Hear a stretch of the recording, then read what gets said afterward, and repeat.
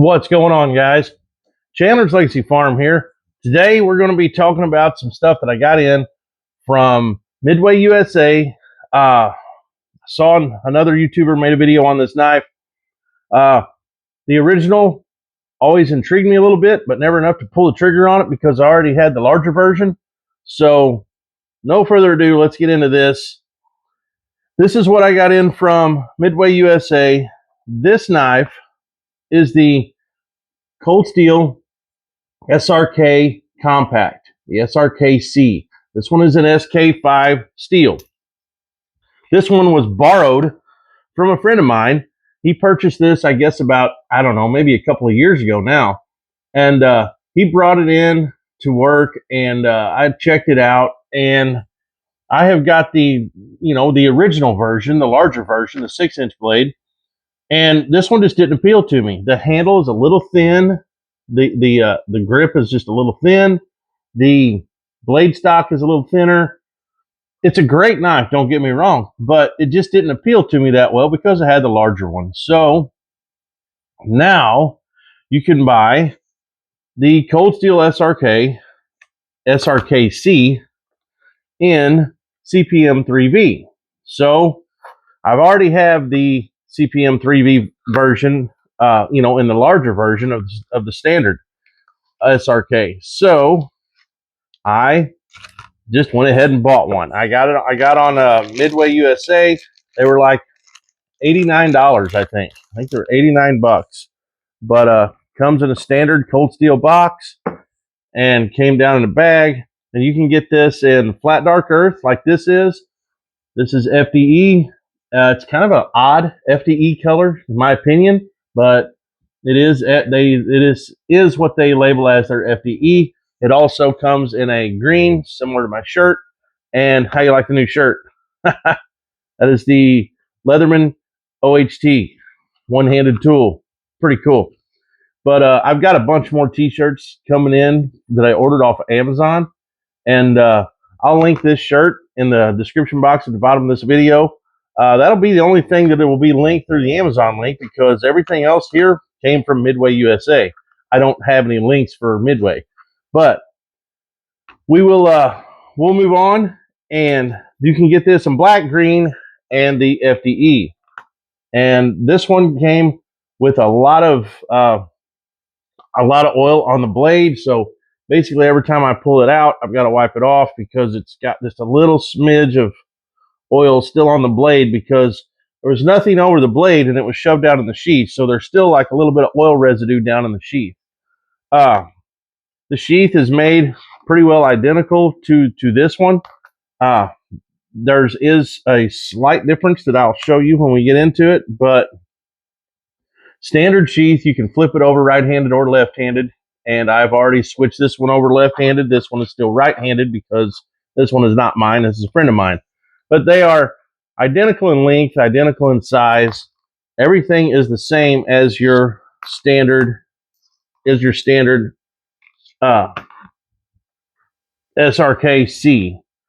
They are identical except for this one is in a more premium steel. The SK5 is just like a standard carbon steel, right?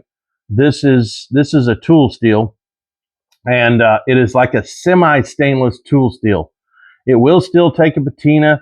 It will still rust, but as long as you take care of it, this is an easier tool steel to take care of to keep from rusting than what a standard tool steel is because of its the way it's made. It's made with a powder and it's a tighter grain steel, so therefore rust will not form on this tool steel as easily as it will on some other tool steels, such as maybe something like D2 or maybe something like DC53, something like that, maybe. But probably just all in how well you take care of it. But this is and it is made in Taiwan. Yes, made in Taiwan, just like the other one, just like this one, your standard one. They're both made in Taiwan. But CPM 3V steel is known for its extreme toughness. It is strong. And with this blade being a little thinner than your standard SRK, I was like, well, I'll go ahead and go with this one because I know it's going to have added strength as compared to the SK5 model. So that's what we got. They're virtually identical. I mean, they are identical. It's just the blade steel and color here. But very awesome knives. The like I said, the handle is still just a little thin, but I'm getting used to it. It's not bad. It just feels awkward because everything else that I own from Cold Steel has got the little bigger handle on it. So this just feels awkward to have something with the exact same texture as all my other knives. It's just that it's made a little thinner, but you don't have any jipping on the back of the spine. It's got that standard saber grind up into a clip point design. Very, very stout design. Very robust tip. And I don't know. I think it's going to be great. I have been carrying this thing for, I don't know, a couple of weeks. I got all this stuff in like a week or so, like I think last week. And I have been carrying this thing. It is very light, very nimble. It doesn't take up much room on your side. The blade length is, you're looking at 3 3/4. Well, no, nearly 5 inches. Nearly 5 inches, guys. Just, I mean, it's right at 5 inches. 5-inch blade. I don't know exactly what the exact specs are, but it's damn close to 5 inches. Handle is just long enough for my large to extra large hands. Very cool knife. I'm really glad I purchased it. I'm glad I purchased it in this color. I do like this color. It's kind of an odd color for what they call FTE, but it is it's very cool. I really do like the knife. Very cool. And like I said, a friend of mine let me borrow his just so I can do a comparison. Now, I will say one thing. Someone else on YouTube, Gideon's Tactical, he was reviewing one of these, and he was saying that it would slide out of the sheath, okay? Like I said, this one was bought a couple of years ago, all right? It's not coming out of the sheath, okay? It's in there. It's not hard to pull out of the sheath, but it has enough retention that that was made a couple of years ago will not fall out of the sheath. This one is not as bad as Gideon's, but it will. Well, it's not coming out today. I don't know. Maybe it's colder today. But he could literally wiggle it out. This one will come out. It's not coming out today, though. It's staying in there today. Weird. But I have gotten this one to shake out, but I cannot get it out today. Yeah, it's pretty well staying seated. Excuse me. But it is staying seated in the sheath. It is looser to push off. It is looser. I will say that. It does not retain as well as the older knives. But like I said, this one seems to be holding.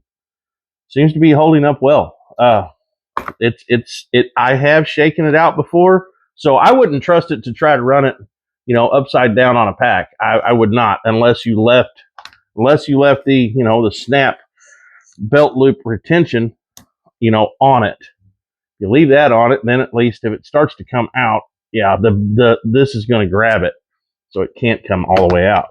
But I don't know. I think that's kind of a miss on their Srk sheaths by making that just a little looser. I really think that's a miss. Sure, it's handy being able to pull it out of the sheath a little easier, but then again, it's a little easier to fall out of the sheath. So I don't know. Just got to kind of take the good with the bad here. Does have your standard button snap on the back with Velcro for your belt loop. I've always loved that style of attachment. This attachment right here is awesome. I think it's great. It works just fine. It rides low on the hip. I could actually move these bolts up to here, and then it would ride even lower on my hip. But right there is perfect. Close enough for me. It works great. These are actually two awesome knives. I am actually very glad I purchased this knife. I am. I'm really, really digging it. So yeah. If you've been on the fence about one of these, go ahead and spend the extra money and get it in CPM 3V, and I promise you, we should be happy with it. You should be, I would say. But yeah, these are normally, what are they? $38 to $45, somewhere in that vicinity, I think. So yeah, you can definitely pick up the SK5 model cheaper, but for $89, why not go ahead and spring for the better steel? That's just my opinion. The stronger, tougher, little more stainless steel. But that's my opinion, guys. So another thing that I got, you see in these bags here, this is kind of a gimmick. And this is probably not for everyone, but I thought it was cool, and they were only like $6 a piece. So what this is, all four of these are the same thing in these bags. This is the Honeycomb dagger. All it is a hairbrush, right? But it has a dagger down inside of it. So there you go. You can kind of pause it here and read all those specs if you wanted to. 3.5-inch blade length. Overall with the hairbrush is 8.25. Material is Srk. Blade diameter is 1/2 inch around, and it only weighs 2.2 ounces. So I've already opened mine. So I mean, I do have hair, guys. I do have hair. So this is a nice little thing that you can carry literally anywhere. You can throw it down in your bag. Your wife can throw it in her purse. If you cannot talk your wife into carrying a fixed blade, something to protect herself with, and if you cannot talk her into carrying a handgun all the time, for self-protection, at least maybe they'll carry a hairbrush. This is a very nice hairbrush. I've used it. It works fine. Just a nice round hairbrush. But you pull it out, and here is your dagger. And when I made the short, I actually stabbed this into a stick of wood. When I made my short, the tip held up fine. When I stabbed it in there, it's very strong plastic material, whatever that stuff is. So what did they call it? Zyx, ZY-EX. I don't know. Whatever it is, it's pretty damn stout. And it would put a 1/2 inch around hole in whatever you poked it through, if you know what I mean. I'm just saying, guys, this is better. Better. A pointy stick's better than nothing, right? And that's what you got here. Basically a plastic pointy stick, a very strong plastic pointy stick. And I'm pretty sure, just throwing this out there, you put this in someone's jugular, they're going to have a bad day. Just saying. That's a very soft spot to be hitting. And, yeah, they're going to have a bad day. That's all I can say. So if you poke someone as hard as you can poke, and this thing is not sharp on the sides, okay? These little louvers that come through here, they are not sharp, okay? The only thing that's sharp is the tip. So when you hit something with this, you're going to have to hit it with a lot of force, with everything you got, okay? And when you hit it with about everything you got, you should be able to bury this thing all the way up to your fist. So, but like I said, you're not going to just poke. You're going to have to hit it. It's not like a standard knife. You're going to have to hit them with, hit it with as much force as you can. That's what I would do. And I mean, with all the force I had. But it stays in the sheath very well. It does have a couple of little ridges right there that you kind of line it up with. When you poke it in there, you'll feel it. And then you just slide it on there, and it stays on there good. Very cool. Very cool. It doesn't say cold steel on it anywhere. It doesn't say dagger on it anywhere. So no one even knows the difference. No one knows what this is. A damn hairbrush. Whenever anyone is going to look at this and hold it and use it, it is a hairbrush. That is all it is a hairbrush. Till you pull it off. Then it is at least something. It is at least something to say, get the hell off me. You know what I'm saying? So, I don't know. Ooh, poked it in there wrong, maybe. Yeah, what am I doing here? I'll get it. I can't see the little ledges there. There we go. There we go. Anyway, that's it. That is the Honeycomb dagger. I did purchase 4 of these. All right, I've got one for my wife, one for my daughter-in-law, one for my son. And whenever my granddaughter gets old enough, she will get one of these also. If I have to give her mine, she will get one of these. It's just a little insurance that you can always remember you have, that no one is ever going to know that you have. You know? Very cool. Very cool. And this one here, I keep poking in there the wrong way. There we go. Yep. Very cool little thing. It's kind of gimmicky, yes, but would it work? I think so. As long as you hit it with all you can, I'm pretty sure it would work. But that's it, guys. Check out the, I've got another knife that I'm going to compare this to that is a very, very good comparison. It's another cold steel knife. You can probably guess what it is, but I'll be making that video. I have another cold steel knife that came in that, or that I have borrowed, that I'm going to compare to another knife. I'm kind of on a cold steel kick again. It's hard not to be on a cold steel kick whenever they make so many different products, guys. But anyway, let's see. I've been making 4 videos. I've been doing videos on the weekends of my top 4s. Okay, I've got so much stuff to get to. I'm not going to be doing that this weekend. So Saturday and Sunday, look for something different. Okay, but probably the following weekend, I will be able to get to it. What happened is, most of the times I don't work on Monday. All right, I had to work this Monday. So today is Wednesday, and I had annual refresher training for work yesterday, so I was stuck there all day yesterday. So normally Monday is my day to do all my videos and then get them scheduled to release, get them uploaded, scheduled to release throughout the week. I did not get that done this week because I had to work.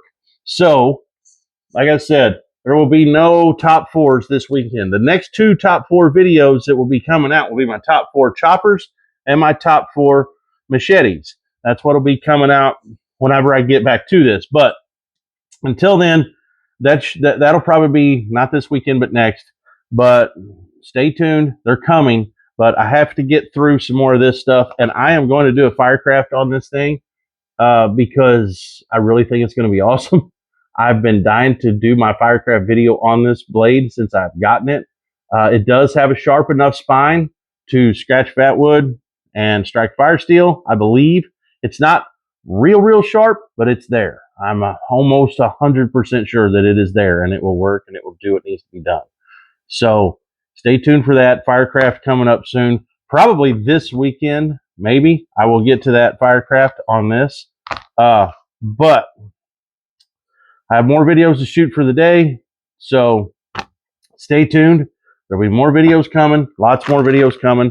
I got a couple more products that I got to get to, but anyway, drawing this out here. Let's go ahead and cut this off right here, and there's lots of things to do, guys. We're out of here. It's Chandler's Legacy Farm. If you like what I'm doing, like, share, subscribe as usual. We're out of here. We will see ya.